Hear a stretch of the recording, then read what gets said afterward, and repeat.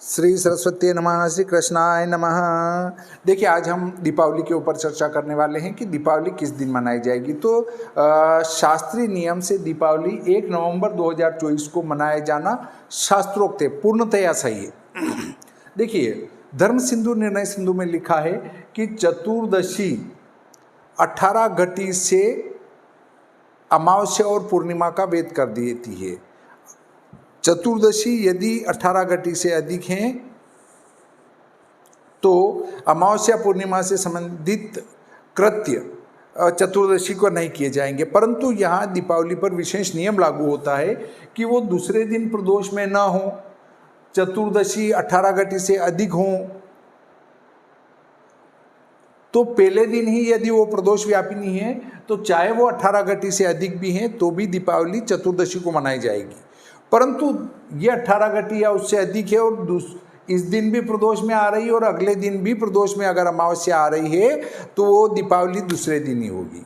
18 घटी से वो 14 पूर्णिमा और अमावस्या का भेद कर देती है, तो विद्या तिथि ग्राह्य नहीं है। दूसरी बात है कि अमावस्या का शुभ युग्म प्रतिपदा के साथ है। यदि अमावस्या का युग्म उसके साथ बनता हो, इसका अर्थ नहीं है कि वो अमावस्या सुबह 6 घटी है और उसके बाद प्रतिपदा आ गई तो हम दीपावली उस दिन मना लेंगे, ये नहीं हो सकता है। वो चूंकि प्रदोष में भी होना चाहिए या पहले दिन प्रदोष में नहीं है और दूसरे दिन भी नहीं है तो भी दूसरी लेंगे, तो ऐसी स्थिति अगर बनती हो संदिग्ध वाली तो उसको दूसरी वाली को ग्रहण कर लेने में कोई दिक्कत वाली बात नहीं है। तो देखिए, पहले दिन 23 घटी है 14 गुरुवार और दिनमान 27 घटी 47 पहले, मतलब दिन में ही तिथि समाप्त हो रही है। इसका अर्थ है कि प्रदोष में अमावस्या आ रही है, इस दिन पूरा प्रदोष व्याप्त रहेगी। दूसरे दिन अमावस्या शुक्रवार 29 घटी है और दिनमान 27 घटी 44 पहले। इसका अर्थ है कि दिन समाप्त होने के बाद भी अमावस्या रह रही है और ऐसी स्थिति में दूसरे दिन प्रदोष में अमावस्या होने से दूसरे दिन शुक्रवार 1 नवंबर 24 को ही दीपावली मनाई जाएगी। इसके बाद जो कुछ प्रश्न हैं उनके ऊपर मैं विस्तार से चर्चा करूंगा। तो एक प्रश्न आता है, शीघ्रबोध में लिखा वाक्य, 1 तारीख वालों ने मांगी माफी, शंकराचार्य जी को अंधकार में रखा, रात्रि प्रदोष के बाद आएगी, दंडेक रजनी योगे, दर्श वैज्ञानिक विश्लेषण, दृश्य वाले झूठन खाते हैं, पंचांगकर्ता ने माफ़ी मांगी, दृश्य गणना तो भूकेंद्री हैं, पूजा के समय तिथि तो नहीं रहेगी, फिर पूजा कैसे करेंगे। तो पहला प्रश्न लेते हैं, शीघ्रबोध में लिखा वाक्य काशीनाथ भट्ट द्वारा कि ये जो हम दीपावली मनाने वाले हैं इसमें अगर प्रतिपदा आ जाती हैं तो उसमें दीपावली को उसी प्रकार से त्याग देना चाहिए जिस प्रकार की हम रजस्वला स्त्री का त्याग करते हैं। तो ये शीघ्रबोध में ये वाक्य लिखा गया नहीं है, झूठ बात है, कहीं से कोई तोड़ मरोड़ कर एक वाक्य बनाया गया उसको लिखा गया है।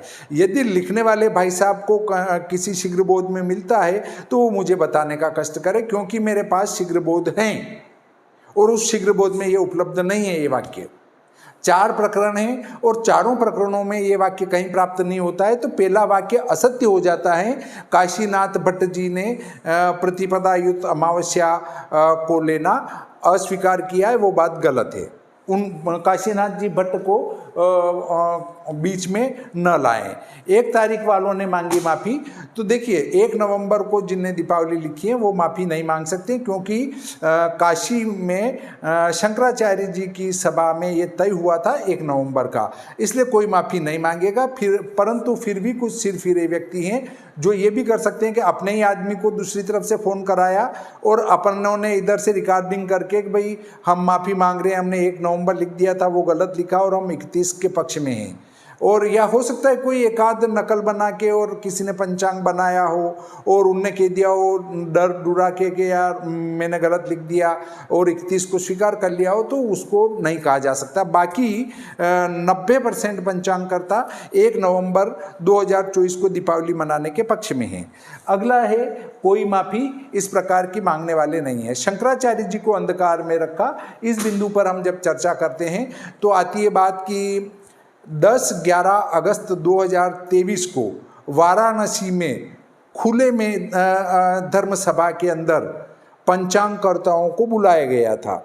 उसमें गुजरात, उत्तराखंड, उत्तर प्रदेश, वाराणसी, महाराष्ट्र, मध्य प्रदेश, सभी स्थानों के विद्वान पंचांगकर्ता एकत्रित हुए थे। उसमें सर्वानुमति से 1 नवंबर 2024 को दीपावली मनाना तय हुआ था और उसके बाद उस धर्म सभा का वीडियो यथावत कांचीपुरम की जो पीठ की जो यूट्यूब पर साइट है उस पर उस वीडियो को पूरा अपलोड किया गया है। तो इस प्रकार का जब कांची पीठ के द्वारा ही अपने चैनल पर उसको अपलोड किया गया तो पूज्य गुरुदेव शंकराचार्य जी को अंधकार में कैसे रखा जा सकता है। उनने सब देखा होगा, उसी के बाद उसको अपलोड किया गया। तो देखिए, जिन लोगों ने ये उछल कूद कर कहा था कि शंकराचार्य जी को अंधकार में रखकर ये 1 नवंबर तय किया गया, उनसे लिखित में मंगाओ। तो फिर पूज्य गुरुदेव ने 2 पृष्ठों में अपने लेखक से, जो लिपिक होता है, लिपिक से लिखवा कर भिजवा दिया गया। तो वो जो उछल कूद कर रहे थे कि ये तो लिखवा दिया, शंकराचार्य जी को अंधकार में रखा और तय करवा लिया, वो जब पूज्य गुरुदेव का आया तो वो पुराने कमेंट्स हटा दिए, नए कमेंट्स में लिखा कि इस पर तो शंकराचार्य जी के हस्ताक्षर ही नहीं है। अरे भाई, शंकराचार्य जी गुरुदेव इतने बड़े व्यक्ति हैं, वो हर जगह हस्ताक्षर नहीं करते हैं, उनके लिपिक ही करते हैं। उनके लेटर पैड पर अगर किसी ने लिख कर दिया और आदेश से लिखा है, इसका अर्थ है कि पूज्य गुरुदेव का आदेश हुआ है, इसको स्वीकार कर लेना चाहिए। इसके बाद दूसरी बात और उत्पन्न होती कि वहाँ की साइड पर तो 31 अक्टूबर की दीपावली लिखी गई है कांची पीठ कर, तो वो ठीक लिखा गया है, क्योंकि हम अमावस्या को दीपावली मनाते हैं और वहाँ उनके वहाँ कांचीपुरम में एक दिन पहले 14 को ही दीपावली मनाई जाती है। यदि हमारा ये विवाद नहीं होता और हम अमावस्या को दीपावली मना रहे होते तो भी उनकी तो 14 को ही दीपावली मनती। उनके वहाँ 14 को दीपावली मनाते हैं, चाहे वो अमावस्या पहले दिन मनाई जा रही हो या दूसरे दिन मनाई जा रही हो। और हमारा जो स्पष्ट निर्णय है लक्ष्मी पूजन का, वो दूसरे दिन का है। अगले बिंदु पर चलते हैं कि रात्रि में प्रदोष के बाद रात्रि आएगी, मतलब शाम को। देखिए, ये एक गलत बात है, अर्थ का अनर्थ करने वाली बात है कि प्रदोष समाप्ति होने के बाद रात्रि आएगी। तो ऐसे उषा काल भी हो जाएगा, उषा काल भी रात में नहीं आएगा, निशित काल भी फिर रात में नहीं आएगा। ऐसे ही दिन में अगर 5 भाग करें तो प्रातः, संगव, मध्याह्न, अपराह्न और सायाह्न, तो दिन तो रहा ही नहीं, उसके ये 5 भाग के अलग अलग नाम हो गए। अब आप दिन किसको कहोगे? दिन का अर्थ है सूर्योदय होते ही दिन प्रारंभ होता है और सूर्यास्त के साथ ही दिन समाप्त हो जाता है। उसी प्रकार सूर्यास्त के साथ रात्रि प्रारंभ होती है और सूर्योदय के साथ ही रात्रि समाप्त हो जाती है। तो रात्रि की स्पष्ट परिभाषा ये होगी सूर्यास्त से सूर्योदय। इसलिए हमें प्रदोष समाप्त होने के बाद रात्रि चलेगी, ये गलत है। अगर किसी एकाध धर्म ग्रंथ में ये वाक्य मिल जाता है तो उसको स्वीकार नहीं किया जा सकता। क्यों नहीं स्वीकार किया जा सकता? क्योंकि अधिकतर बहुमत जो प्राप्त हैं वो सूर्यास्त से रात्रि का है। अगला बिंदु आता है दंडेक रजनी योगे।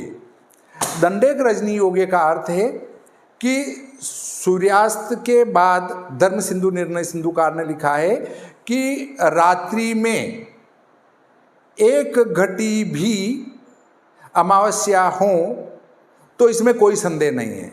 उनने ये नहीं लिखा कि होना ही चाहिए। सूर्यास्त के बाद 1 घटी अमावस्या होना ही चाहिए ऐसा नहीं लिखा है। हो तो इसमें कोई संदेह नहीं है। मतलब क्योंकि एक बड़ा देश है और उसमें 24 मिनट 1 घटी अर्थात 24 मिनट आगे पीछे भी होते हैं तो पूरे प्रांत में एक ही दिन दीपावली मनाई जाएगी, इसमें कोई संदेह नहीं है। इसलिए सूर्यास्त के बाद यदि एक पल भी अमावस्या दूसरे दिन प्राप्त होती हो तो प्रथम दिन की पूर्ण प्रदोष व्यापिनी अमावस्या को छोड़कर भी दूसरे दिन ही अमावस्या को हमें दीपावली में ग्रहण करना चाहिए। और इसके संबंध में हमारा जो मत प्राप्त होता है वो प्राप्त होता है प्रियव्रत जी शर्मा साहब का, जिन्हें संवत 2073 के पंचांग में लिखा है कि सूर्यास्त के बाद 1 मिनट भी यदि अमावस्या प्राप्त हो रही है तो दीपावली दूसरे दिन होगी। समस्या समाधान वाले बिंदु में अब आता है दर्श के ऊपर। हमारा छठा बिंदु है दर्श। लोगों ने ये कहा है कि दूसरे दिन दर्श कहाँ प्राप्त हो रहा है, तो दर्श को आपको शब्दकल्पद्रुम वगैरह जो हमारे निबंध ग्रंथ हैं, अर्थ का बोध कराने वाले ग्रंथ हैं, उनको एक बार देखें कि दर्श का अर्थ अमावस्या का पर्याय लिया गया है। पर्याय का अर्थ है उसका पर्यायवाची शब्द लिया गया है कि जैसे सूर्य का दूसरा नाम है दिनकर, भानु, दीवापति। इसी प्रकार दर्श का अर्थ है अमावस्या या अमावस्या का अर्थ है दर्श।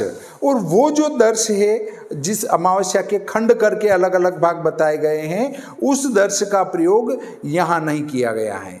इसलिए अमावस्या की समाप्ति ही हमारा दर्श है। और जो कह रहे हैं कि दर्श तो प्राप्त नहीं हो रहा है वो गलत कह रहे हैं, वो गुमराह हुए प्राणी हैं, गुमराह हो चुके हैं। उनको दर्श का शब्दार्थ समझना चाहिए और उसके बाद चर्चा करनी चाहिए, तो वो सही जगह पहुंचेंगे। अब उसके बाद अगला बिंदु आता है कि आदरणीय पूज्य प्रियव्रत जी शर्मा साहब ने ये स्वीकार किया कि 2 दिन प्रदोष व्यापिनी अमावस्या हो और दूसरे दिन चाहे 1 मिनट भी हो तो उसको ग्रहण करना चाहिए। और प्रियव्रत जी शर्मा साहब को मानने में आपको आपत्ति इसलिए नहीं होना चाहिए क्योंकि वो त्रिस्कंद ज्योतिष के ज्ञाता थे।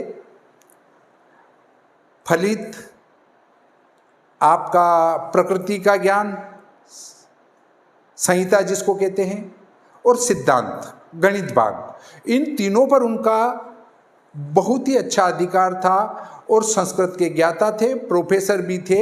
इसलिए उनकी वाणी पर शंका नहीं करना चाहिए। और उन्होंने कहा कि 2 दिन प्रदोष व्यापिनी हो और दूसरे दिन चाहे 1 मिनट भी प्रदोष में अमावस्या हो तो दूसरी ग्रहण करना, और उनने अपने पंचांग में लिखा है। इसी प्रकार जय विनोदी पंचांग को हम लेते हैं तो संवत 2046 का जय विनोदी पंचांग है। कार्तिक कृष्ण पक्ष 14 शनिवार 26 घटी 7 पहले और दिनमान 27 घटी 40 पहले, मतलब सूर्यास्त से पहले ही अमावस्या पहले दिन आ चुकी थी। और दूसरे दिन अमावस्या रविवार है वो 31 घटी 23 पहले और दिनमान 27 घटी 37 पहले। जो स्थिति अभी बन रही है वो स्थिति संवत 2046 में ही बनी थी और जय विनोदी पंचांगकर्ता के द्वारा दूसरे दिन की दीपावली ली गई थी। वही स्थिति इस साल भी बन रही है। इसलिए हमें जय विनोदी पंचांगकर्ताओं के मार्गदर्शन, प्रियव्रत जी शर्मा साहब के मार्गदर्शन और शताब्दी पंचांगकार ने भी दूसरे दिन दीपावली लिखी है 1 नवंबर 2024 को। तो इन तीनों के मार्गदर्शन से हमें 1 नवंबर 2024 की दीपावली लेने में कोई दिक्कत नहीं है। वैसे मेरे पास जय विनोदी पंचांग संवत 2081 का नहीं है, परंतु चूंकि 2046 में उनने ऐसा ग्रहण किया तो अभी क्या ग्रहण किया होगा ये मुझे पता नहीं है, परंतु उनने जो ग्रहण किया था उसके अनुसार तो दीपावली दूसरे दिन ही प्राप्त होती है। अब अगला आता है वैज्ञानिक विश्लेषण। इसमें वैज्ञानिक विश्लेषण में बात आती है कि कुछ विद्वानों ने इसका वैज्ञानिक विश्लेषण किया और कहा कि निशीथ में जो अमावस्या प्राप्त हो रही है वो तो पहले दिन हो रही है, दूसरे दिन तो प्रतिपदा आ जाएगी और उसमें तो चंद्रोदय हो जाएगा। अरे भाइयों, वैज्ञानिक हो आप और वैज्ञानिक विश्लेषण कर रहे हो तो आपको इतना तो पता होना चाहिए कि चतुर्दशी दिन में हो और रात में अमावस्या हो तो चंद्रोदय नहीं होगा। उसी प्रकार दिन में अमावस्या और रात में प्रतिपदा आ गई हो तो चंद्रोदय किसी कीमत में नहीं होगा। तो काली रात तो आपको 14 को भी मिलेगी और अमावस्या को भी काली रात मिलेगी। इसलिए आपको इसमें वैज्ञानिक विश्लेषण करने की कतई आवश्यकता नहीं है। दोनों दिन चंद्रोदय नहीं होगा, किसी भी कीमत में नहीं होगा, किसी भी गणित से नहीं होगा। और जो वैज्ञानिक विश्लेषण कर रहे हैं कि चंद्र और सूर्य की युति वाली बात है, तो चंद्र और सूर्य की राशि अंश कला विकला में युति तो अमावस्या शुक्रवार 1 नवंबर 2024 को ही होगी। अमावस्या शुक्रवार 1 नवंबर 2024 को ही प्रदोष वेला में उनका राशि अंश कला विकला में सम्मिलन होगा। उसके बाद ही प्रतिपदा प्रारंभ होगी। गणित करके देख लें। तो ये वैज्ञानिक विश्लेषण करके कचरा नहीं करें तो अच्छा रहेगा। अगले बिंदु पर हम चर्चा करते हैं दृश्य वाले जूठन खाते हैं। अब कुछ लोग जो हमारा पंचांग बनाते हैं, सूर्य सिद्धांत, ग्रह लाघव, ब्रह्म सिद्धांत, ये मुख्य रूप से 3 है और एक दृश्य, 4 पद्धति से पंचांग हमारे यहाँ बन रहे हैं। सूर्य सिद्धांत, ग्रह लाघव, ब्रह्म सिद्धांत और दृश्य सिद्धांत। तो ये 4 प्रकार से हमारे यहाँ पंचांग बन रहे हैं। तो जो दृश्य को छोड़ के बाकी जो पंचांग निर्माण करते हैं वो कहते हैं कि ये तो जूठन खाते हैं। भैया, हम यदि विदेश से गणित ले रहे हैं तो विदेश में गणित आया कहाँ से? गया हमारे भारत से है और उनने मेहनत करी, मेहनत करके उसको परिष्कृत करके हमको परोस दिया, तो वो जूठन नहीं हुई। और यदि फिर भी जूठन है और अगर कोई सटीक बात हमें मिलती है तो उसको ग्रहण करने में कोई दोष नहीं है, ग्रहण कर लेना चाहिए। और यदि आप जूठन नहीं खाना चाहते तो मोबाइल का उपयोग बंद कर दो, मोटरसाइकिल का उपयोग बंद कर दो, रेल का उपयोग बंद कर दो, इसी प्रकार बस का उपयोग बंद कर दो। ये जो छोटे मोटे जितने भी उपकरण हैं, घर में भी आप उपकरण का प्रयोग करते हैं, ये सब विदेशों से आए हुए हैं। इनका उपयोग बंद कर दो और बैलगाड़ी से चलना प्रारंभ कर दो। किसी से बात करना है तो पोस्ट कार्ड लिखो और भेज दो, तो हम मानेंगे कि नहीं साहब आप एक पूर्णतया आदर्श व्यक्ति हैं, अन्यथा आप भी हमारी तरह जूठन ही खा रहे हैं। मोबाइल का उपयोग विदेश वालों ने मोबाइल बनाया और आप भी उपयोग कर रहे हैं। फ़ोन का उपयोग कर रहे हो तो वो फ़ोन भी दूसरों ने बनाया और आप उपयोग कर रहे हैं। तो ये जूठन वाली बात करते हैं तो आपको फिर ऋषि मुनियों की तरह जीना प्रारंभ करना पड़ेगा, तो ही आप आदर्श बन सकेंगे, वरना आप में और हमारे में कोई अंतर नहीं होगा। अब दृश्य गणना तो भूकेंद्रिक है। एक बिंदु आता है कि दृश्य गणना तो भूकेंद्रिक है, बिल्कुल मान लेते हैं। अब तिथि को उत्पन्न करने वाला सूर्य और चंद्र हैं। सूर्य से हम हैं 14 करोड़ 96 लाख किलोमीटर की दूरी पर और हमारा तल, पृथ्वी के तल से इसका केंद्र 6378 किलोमीटर। सूर्य से हमारे यहाँ प्रकाश आने में 8 मिनट 23 सेकंड लगते हैं और भूतल से भू केंद्र में प्रकाश जाने में 23 माइक्रो सेकंड लगते हैं, जिसको मिली सेकंड भी कह सकते हैं। 23 मिली सेकंड, अर्थात पलक झपकाते ही भूपरिधि से अर्थात भूतल से भू केंद्र में प्रकाश पहुंच जाता है इतने कम समय में। और हमारा जो पृथ्वी है वो एक शर्ट के बटन के बराबर वहाँ से दिखती है। अब एक बटन के बराबर वस्तु में क्या तो उसका केंद्र होगा और क्या उसका तल होगा। अर्थात हम यदि मोटे रूप से भी मान लें तो 20-30 सेकंड का अंतर भू केंद्र और भूतल में आएगा, 20-30 सेकंड का, जो कि एक लेख में लिखा गया है कि 78 सेकंड का अंतर दिल्ली में आ जाएगा। अरे भाई, तुम गणित को करके तो देखो कि गणित की जानकारी नहीं है, फेंक पट्टी कर रहे हो। भू केंद्र और भूतल में गणित में कोई अंतर नहीं आएगा। और एक लेख में तो उनने लिखा है, भाई साहब ने पत्र जारी किया किसी परिषद ने और कहा कि ये शंकराचार्य जी ने जो पत्र जारी किया है वो बिना अध्ययन किए कर दिया। उसमें लिखा है कि ये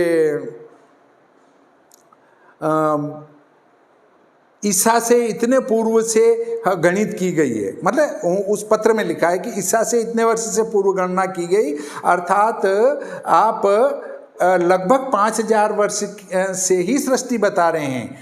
तो शंकराचार्य जी हमसे कई गुना विद्वान हैं, उनके नाखून की बराबरी हम नहीं कर सकते, उनको सब कुछ पता है। और आप भी यदि अध्ययन करेंगे तो पता चलेगा कि प्रत्येक युग के प्रारंभ में सारे ग्रह 0 डिग्री पर होते हैं। तो सारे ग्रह 0 डिग्री पर होते हैं, तो ये पाश्चात्य जो ज्योतिषी हैं, जिनको कह सकते हैं विदेशी, उनने वहाँ 0 डिग्री से ग्रह लाकर गणना बताई है। इसका अर्थ ये नहीं कि आपकी पुरानी युग व्यवस्था ही समाप्त हो जाएगी। अगर आप पाश्चात्य जिसको कह सकते हैं विदेशी लेखकों की जो पंचांग निर्माण की पुस्तक हैं उनको देखो तो उनने ये कहीं नहीं लिखा है कि 5000 वर्ष से ही हमारा इतिहास चालू होता है, उसके पहले मानव नहीं था। उनने तो सीधी गणना करी कि भाई यहाँ से ये गणना प्रारंभ होती है। इसका अर्थ नहीं कि पहले कोई गणना नहीं थी, पहले भी गणना थी, परंतु ईस्वी सन से जब हम गणना करते हैं तो उनने ये सुविधार्थ देखा, यदि वो सृष्टि के आदि से या कल्पारंभ के प्रारंभ से अगर गणना करके लाते तो गणनाएं बहुत बड़ी हो जाती। तो उनने सुख सुविधा के लिए और आसानी से गणित हो जाए उसके लिए कलयुगारंभ से गणना दी है, जिसको भुनाने के लिए अपन लोग और लोगों को गुमराह कर देते हैं कि उनने तो बस गणना ये 5000 साल की बताई है। अरे भाई, आप उनसे 1,00,000 साल पुरानी गणना कर सकते हैं, वो भी सूत्र उसमें उपलब्ध हैं, परंतु आपको उन सूत्रों का उपयोग करना आए तो ना। एक बार उपयोग करके देखिए, पता चल जाएगा। तो भूकेंद्र और भूतल, इसके गणित में इतना कोई बड़ा अंतर आने वाला नहीं है जितना हो हल्ला मचा रखा है। कोई अंतर नहीं आएगा, आप निश्चिंत रहें। इसी प्रकार आता है तिथि लंबन के साहब, तिथि लंबन के कारण भी अंतर आ रहा है। यदि दृश्य वाले तिथि लंबन को हटा दें तो ये अंतर समाप्त हो जाएगा। तो तिथि लंबन, भाई साहब आपको बता दूं कि हमारी जो अंतरराष्ट्रीय तिथि रेखा है, 0 डिग्री रेखा जहाँ से हमने गिना है, वहाँ के आधार पर अंतरराष्ट्रीय टाइम जिसको ले लें, उसके आधार पर तिथि निकाल लें तो मध्याह्न में लंबन 0 होगा, मध्याह्न के पूर्व में और मध्याह्न के पश्चात, सूर्योदय में और सूर्यास्त में तिथि में बहुत अधिक लंबन होगा।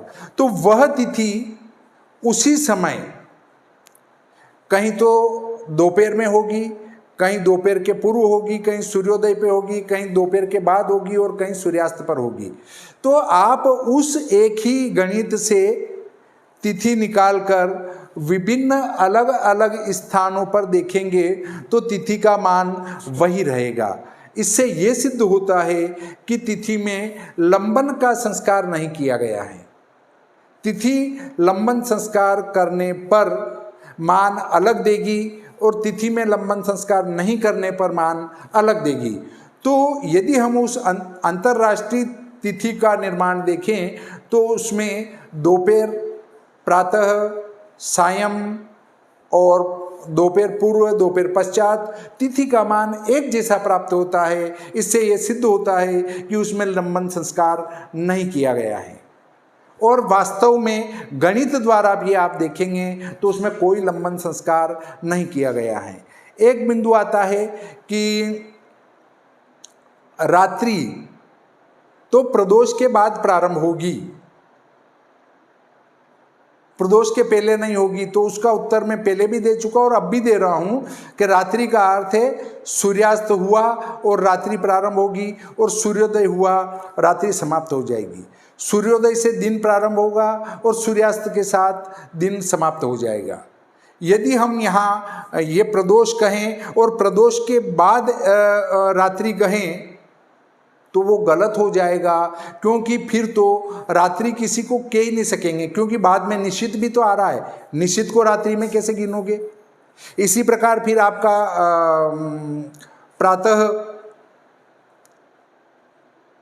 प्रातः में हमारा प्रातः की संध्या आती है। उस प्रातः की संध्या को हम फिर कैसे कह देंगे कि ये रात्रि है? तो अलग अलग स्थानों पर अलग अलग बिंदु प्राप्त होंगे, परंतु सूर्यास्त से सूर्योदय तक रात्रि, सूर्योदय से सूर्यास्त तक दिन रहेगा। इसमें किसी प्रकार की कोई शंका नहीं होना चाहिए। और दंडेक रजनी योगे का अर्थ है कि सूर्यास्त से एक घटी के अंदर उसका होना, अमावस्या का होना। इसमें किसी प्रकार की कोई शंका आपको नहीं आना चाहिए। पूजा के समय तिथि तो नहीं रहेगी, फिर क्या करेंगे? बहुत सारों का प्रश्न ये है कि भाई पूजा के समय तो अमावस्या रहेगी नहीं, फिर कैसे करेंगे? और निशीथ में जब लक्ष्मी माता भ्रमण करने आएगी तब तो अमावस्या रहेगी नहीं, तो लक्ष्मी माता तो एक दिन पूर्व ही भ्रमण करके चली जाएगी। अरे भाइयों, आपका दिमाग किस प्रकार से चलता है मेरे समझ में नहीं आता है। यदि जो ये परिभाषा करते हैं कि व्यापिनी का अर्थ है पूरे प्रदोष में होना चाहिए, तो अगर किसी वर्ष पहले दिन चतुर्दशी, मान लो दिनमान 30 घटी है पूरा और चतुर्दशी 33 घटी है, तो 3 घटी के लिए ही प्रदोष में आएगी पहले दिन अमावस्या, और दूसरे दिन अमावस्या 33 घटी पर ही समाप्त हो जाती है, अर्थात आधे प्रदोष में ही रही। तो जो कह रहे हैं कि प्रदोष व्यापिनी का अर्थ है पूरे प्रदोष में होना चाहिए, तो न तो पहले दिन वो पूरे प्रदोष में है, न दूसरे दिन पूरे प्रदोष में है। ऐसी स्थिति कई वर्षों में बनेगी। तब क्या दीपावली 14 और अमावस दोनों दिन नहीं मनाएंगे? ऐसे लोगों को अपना दिमाग स्थायी लाकर स्थिर करके फिर विचार करना चाहिए कि हम किस प्रकार की बातें कर रहे हैं। व्यापिनी का अर्थ पूरे में होना चाहिए, ये गलत है। व्यापिनी का अर्थ है वो किसी भी भाग में हो। और यदि ऐसा नहीं है और वैसा है कि भाई पूरी होगी तो ही व्यापिनी होगी, तो जिस वर्ष दोनों ही दिन पूरे प्रदोष में नहीं है, तो क्या उस दिन फिर आप दीपावली नहीं मनाओगे? तब ऐसी स्थिति में आप कहोगे नहीं दूसरे दिन मना लो। ठीक है, हम दूसरे दिन मना लेते हैं, तो फिर लक्ष्मी माता तो निश्चित काल में घूमने पहले दिन आ जाएगी, तो फिर क्या करोगे? फिर ऐसा कहोगे क्या कि जो सिंह लग्न में पूजा करते हैं वो 14 को करें, और जो दिन में पूजा करते हैं या गोधूली में पूजा करते हैं वो दूसरे दिन करें? ऐसी व्यर्थ की बातें नहीं करना चाहिए। धर्म भ्रष्ट होता है इससे, और पथ भ्रष्ट होते हैं लोग। तिथि 2 प्रकार की होती हैं, गणितागत तिथि और साकल्यपादिता तिथि। आपकी कोई भी तिथि प्रातः काल में 6 घटी या उससे अधिक हैं तो वो साकल्यपादिता तिथि होगी और उसको 24 घंटे मान ली जाएगी। अब बहुत सारों का प्रश्न आया कि पंडित जी हम संकल्प में फिर रात को क्या बोलेंगे? प्रतिपदा बोलेंगे क्या? बिल्कुल बोलने की आवश्यकता नहीं है। आप अमावस्या बोलिए, दीपावली पुण्य पर्वे, क्यों कि वो साकल्यपादिता तिथि हो गई है 29 घटी होने से, और उसको 24 घंटे मान लिया जाएगा। और जब आपका दीपावली पर्व 1 नवंबर 24 अमावस्या शुक्रवार को है, तो लक्ष्मी माता एक दिन पहले भ्रमण पर नहीं पधारेंगी। वो दीपावली के दिन ही, चाहे वहाँ प्रतिपदा आ गई है तो भी उसी में भ्रमण के लिए आएंगी। नहीं तो ये सोच लो, मान लो कोई समस्या नहीं आ रही है, पहले दिन प्रदोष में अमावस्या नहीं है और दूसरे दिन पूरी प्रदोष में अमावस्या, और प्रदोष समाप्ति के साथ अमावस्या भी समाप्त हो गई, तो निश्चित में तो पहले दिन रहेगी और प्रदोष में दूसरे दिन रहेगी, तो हम दीपावली दूसरे दिन मनाएंगे। तब वहाँ रात्रि में तो अमावस्या दूसरे दिन प्राप्त ही नहीं होगी, तो भी लक्ष्मी माता दूसरे दिन ही रात को घूमने आएगी ना। इसलिए निसंकोच होकर आप अमावस्या शुक्रवार 1 नवंबर 2024 को दीपावली मनाएं। इसी दिन पूरा प्रदोष अच्छा है, वृषभ लग्न अच्छा है, चौगड़िए से मनाना हो चौगड़िया अच्छा है, और सिंह लग्न में आपको पूजन करानी है तो सिंह लग्न भी अत्युत्तम है। किसी प्रकार के किसी चक्कर में पड़ने की कोई आवश्यकता नहीं है। लक्ष्मी माता शुक्रवार अमावस्या को ही रात्रि में नगर भ्रमण पर पधारेंगी और वो आपको निश्चित आशीर्वाद देंगी। किसी प्रकार की कोई शंका न करें और गणित की भी शंका न करें। गणित भी अपनी जगह सही है। अगर दृश्य गलत होता तो गणेश देवज्ञ ने फिर ग्रह लाघव क्यों लिखा? गणेश देवज्ञ ने ग्रह लाघव इसलिए लिखा क्योंकि सूर्य सिद्धांत में कुछ स्थूलता आ गई, तो उसमें बीज संस्कार देके उन्होंने ग्रह लाघव लिख दिया। ब्रह्म सिद्धांत क्यों लिखा? क्योंकि सूर्य सिद्धांत में स्थूलता आने से ब्रह्म सिद्धांत लिखा। सिद्धांत शिरोमणि क्यों लिखी गई? अन्य कई विद्वानों ने पंचांग निर्माण के अलग अलग ग्रंथ इसलिए लिखे क्योंकि सूर्य सिद्धांत आदि प्राथमिक ग्रंथ है, हमारा सबसे पहला ग्रंथ है। उसमें जब कुछ स्थूलता लगी तो एक के बाद एक दृश्य बनाते गए और ग्रंथ लिखते गए, और जब नए ग्रंथ लिखते गए तो उनमें भी स्थूलता आती गई और एक के बाद एक नए ग्रंथ लिखा गए। इसी प्रकार हमारे केतकर महोदय के द्वारा भी केत की ग्रह गणित लिखी गई क्योंकि ग्रह लाघव में भी उनको स्थूलता जान पड़ी थी। तो जो ग्रह लाघव या ब्रह्म सिद्धांत वाले जोर जोर से अगर जोर शोर मचाते हैं कि नहीं ग्रह लाघव सही है या ब्रह्म सिद्धांत सही है, तो भाई साहब या तो आप सही वाली बात करते हैं तो सूर्य सिद्धांत अपनाओ या दृश्य अपनाओ, क्योंकि आपके पुरखों ने भी सूर्य सिद्धांत छोड़ के ग्रह लाघव और ब्रह्म सिद्धांत को अपनाया है। क्यों अपनाया? क्योंकि वो स्थूल हो गया था, इसलिए आपने नया सिद्धांत अपनाया। तो अब जब वापस ये स्थूल हो गया, नया सिद्धांत बना, तो उसको अपनाइए। या हम हमारी आर्ष गणित को ही मानते हैं तो फिर सूर्य सिद्धांत पर चले जाइए। तो आपको किसी प्रकार के किसी चक्कर में न पड़ते हुए 1 नवंबर 24 को ही दीपावली मनानी चाहिए। फिर भी कमेंट बॉक्स में जाकर आप कमेंट्स कीजिए। कुछ और प्रश्नों का उत्तर देना रह गया होगा तो मैं अगले वीडियो में आपके सभी प्रश्नों का उत्तर देने की कोशिश करूंगा। श्री सरस्वती मैया की जय, श्री कृष्णचंद्र भगवान की जय।